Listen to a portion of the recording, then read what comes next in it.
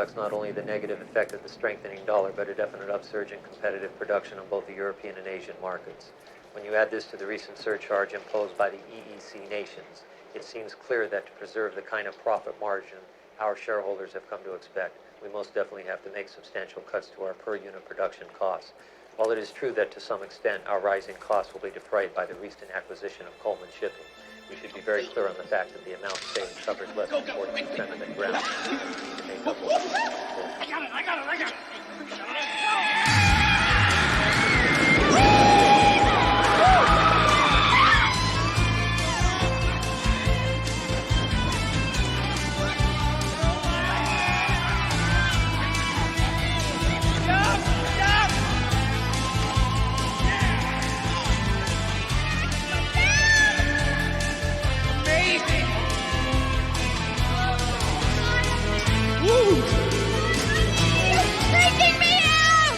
All those opposed?